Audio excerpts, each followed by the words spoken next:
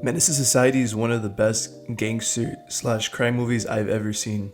This came out in 1993 and starring Taylor Turner, Lawrence Tate, Jada Pinkett Smith, Samuel Jackson, Von and Sweet, Julian Roy Doster. This is one of the best gangster movies of all time, guys. I feel like this is a movie that a lot of people I don't really see talk about a lot. I see a lot of people when we talk about hood gangster movies. A lot of people say Boys in the Hood, which is also great. But this one, I feel like this one will hit different, man. We're talking about the story itself is super dark, right? You had Kane's character and him and O-Dog are basically just best friends. And you kind of see the journey they go on in this film, and really just goes back to just how the environment around you sort of creates the people. And we're talking about and I think in the flashback sequence in this movie, Kane is a little kid in the 70s, so there's so much stuff to unpack in this movie, guys. So one of the best things about this movie is just the acting. It's really incredible. You have a great cast, and I feel like for the most part, I feel like a lot of gangster movies, sometimes some of the characters feel a little dull. There's a lot of great ones, but there's also a lot of bad gangster movies. Like fucking Gotti, right? Jesus Christ, that shit was horrible. But I feel for this movie, we're talking about a film that was made almost about 30 plus years ago and it still holds up, man. That opening scene, is one of the best opening scenes I've seen to any film ever. I feel like opening scenes are really a big part of movies. I feel they kind of set the tone for it. And I feel right off the bat, you have O-Dog and Kane walking into this grocery store, or his convenience store, right? And yeah, it's kind of the clerk, is kind of eyeballing them, kind of giving them weird looks, kind of making these weird comments. And you kind of feel damn, if that guy hadn't made a comment, maybe he would have had a different fate. But just O-Dog, man, just a straight up serial killer, bro. One of just the most violent motherfuckers I've ever seen. He's just so evil, man. The way that this guy kills people and just acts so nonchalant about it is honestly psychotic, dude. And I feel it's definitely showing how bad some people can get if they get caught up in this lifestyle, man. Just the fact that he's so desensitized to his own actions, it's very just fascinating to see, man. And I feel Kane's character as well is way more complex. We get to see him more in this movie, I feel and just him being the main character, kind of see how he's not really a good guy also. He's super just messed up. He's violent. He's shot people before. It's he's going around, stealing shit. There's that funny scene where he steals the rims from that guy and he goes to the drive-thru. That was a super classic moment. And we talk about impactful movies. I feel this movie is really an underrated movie in my opinion. And I gotta say, MC8 in this movie, great fucking rapper. He was great in this movie as well.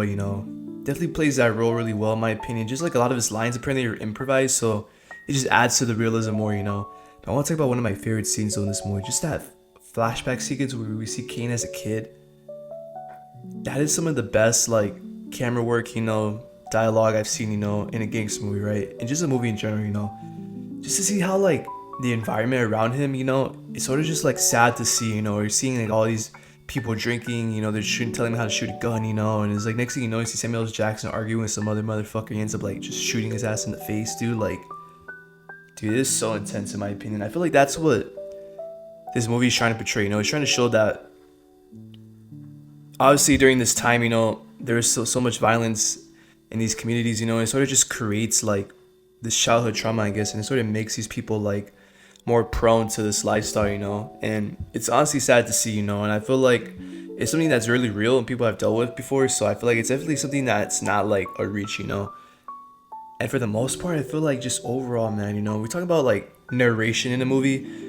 I feel it's a hit or miss, it can be super corny or it can be really effective. I feel the narration in this movie by Taylor Turner is so well done, man. It really just ties the story together, and that's what I love about this movie is that you have so many compelling characters and you have so many just moments, whenever you have Kane go and visit that dude that was in the prison. That was another really deep emotional scene, man. I really feel that was a scene that really kind of captures the weight that he's had on his shoulders, just to kind of see him for the first time and you see him really emotional and stuff. I thought that was super powerful, bro. And just the other scene where Kane is getting interrogated by that one cop, bro, and just that shot that's always kind of just wrapping around him over and over again. I thought that was another great moment, man. Just I feel it really captures the dread, of this life, this lifestyle, you know, just being around this gangster shit, you know, it can consume me, man. And I feel like this movie really portrays that, but it portrays it in a dark way, you know. Boys in the Hood sort of had like a positive like message, I guess, you know. It wasn't super like, it was dark in some moments, but like it didn't feel like this movie, bro. This movie was just straight up just like sadness, bro. Like this movie just straight up like the hood is ghetto as fuck and people be dying on the daily, bro, you know. And I feel like it's crazy, man. I feel like I want to go back to O-Dog, man, because O-Dog is just one of the most sadistic motherfuckers I've ever seen, dude. Like, keep in mind, I hadn't seen this movie since I was maybe like 6-7 years ago almost, so it had been a while, man. I basically like didn't remember it, right? Just remember it faintly, and I feel like O-Dog is one of the most complicated like individuals I've ever seen like in a movie. You know, they gotta do like a psychological breakdown of this character, bro, just because like I was saying earlier, just the fact that he's so desensitized to his own actions, the fact that this guy just kills people and laughs about it. He even has a tape of the opening scene. He starts showing his friends, they're just laughing about it, dude. Like, that is like some Joker shit, bro. Like, that, what the fuck? Like, this guy, bro, is one of the most psychotic motherfuckers I've ever seen. And Lawrence Tate, he played it really well, man. And I gotta give him credit because this is like an underrated role in my opinion. I feel like this deserves way more recognition. And honestly, is one of the best moments in this. One of the best characters in this movie is him, man. I feel like one of the darker moments I feel like from him is just that scene where he shoots that dude in the alleyway. And then, like, you see, like, oh, y'all want this burger, bro? Because, yeah, I was trying to give him burgers before. And, like, he just picks up the food and just leaves his dead body there, bro. Like, it just goes to show how, like, there are some evil motherfuckers out there, bro. Like, this guy's truly just, like, lost it to he's lost in the sauce, bro. Like, he really just, like, there's really no saving him, in my opinion. I feel like that's, like, the sad part. And, you know, and I want to talk about the ending, man, you know.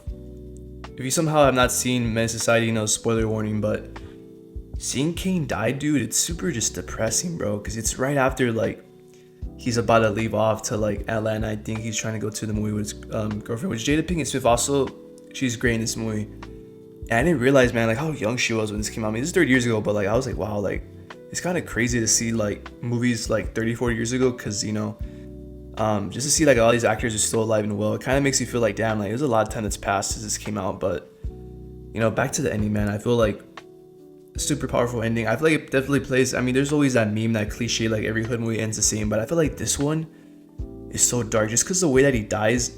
You see how he's kind of like crawling, like he's like protects his kid, and he's like, right when the kid's riding his bike and stuff, he goes back to that opening shot where, like, he's kind of leaning down to him as he's talking to him as, like, his son's on the bike.